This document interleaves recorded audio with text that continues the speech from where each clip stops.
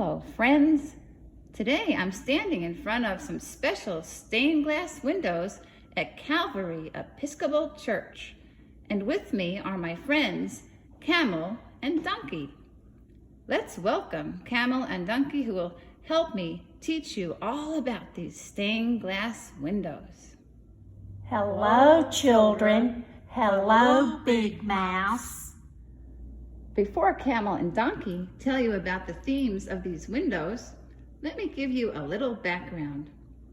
These are the most unique windows in the sanctuary because they're made out of another kind of stained glass. Compared to the other windows we have seen so far, we see a change from the medieval style to a modern stained glass. Softer colors, larger pieces of glass, and more definition to the background details. Wow. Look at that, Donkey. Yikes.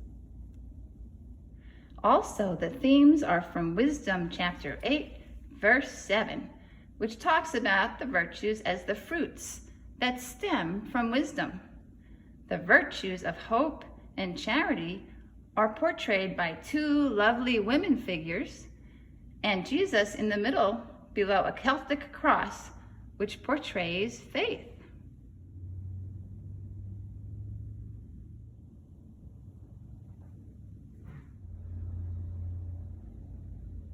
So what are the virtues?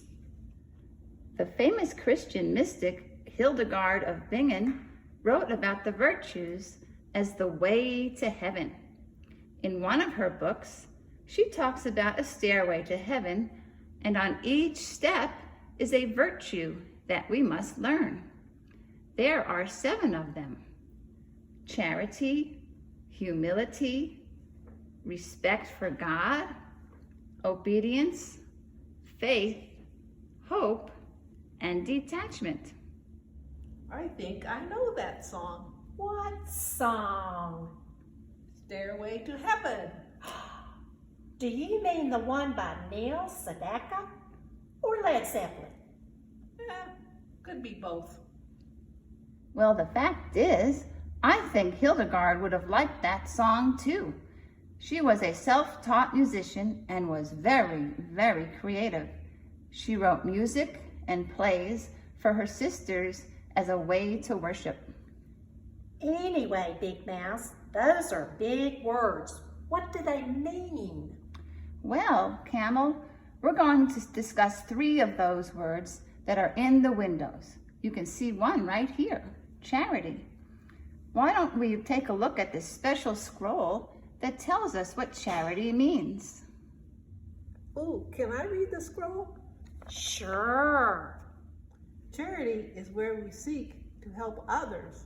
Charity is doing good for others because they are valued and loved as much or even more than we love ourselves. That's right. So what does this scroll say, Camel? Hope is trust in the Lord. Hope is the complete confidence that God will provide for us. Hope allows us to radically serve others. And when we cease to worry about ourselves, we can do extraordinary things for others. We can also grow in love.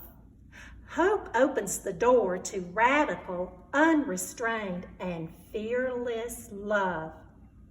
That's right, Camel. Now let's go take a look at the faith window. And the middle window is the faith window. Let's see what the scroll says. To have faith is to experience God in our hearts, and our hearts must be open to God. As we unite with God, our purpose becomes clear. We are no longer seeking a direction, but instead we are dedicated and resolved, knowing who we are and what we were made for. I was made as a beast of burden to help people survive when they cross the dry desert. I can store water so I can make a long trip. That must mean I have charity because I'm a helper. You sure are, Camel. Me, too. I helped pull the wagons in the olden days, and now I work the birthday party circuit. You are both so full of charity and love and do very important work. That's true. Hey, I also like how the three figures are dressed and all the beautiful nature in the background and the gorgeous cross.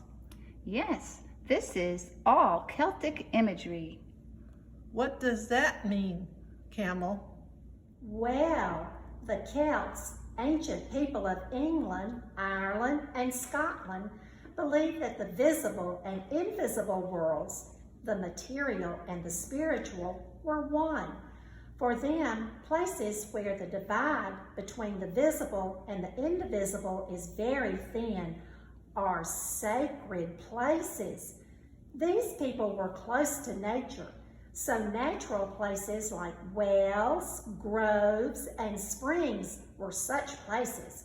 Early Christians there retained their love of natural settings and their beautiful designs and artwork.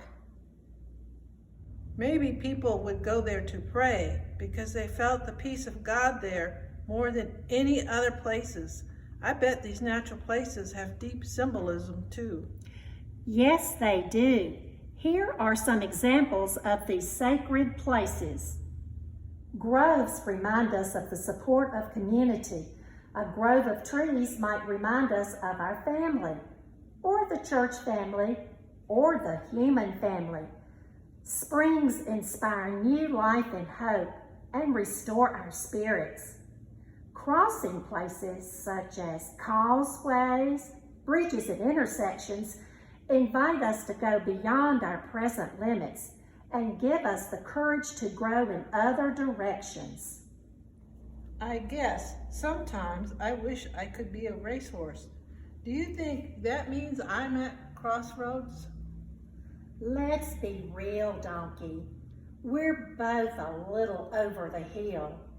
And even at our best, I'm sorry, we should not be doubting each other. Just be realistic. Maybe you could branch out from your birthday party business and do live crash scenes at Christmas. Invite the whole barnyard. Thanks, Camel. That is a better route for me. So back to the windows. What about the cross intertwining pattern inside? The high cross connects earth and heaven because Jesus was the Son of God and also lived among us here on earth. The infinite knot weaves simplicity out of complexity.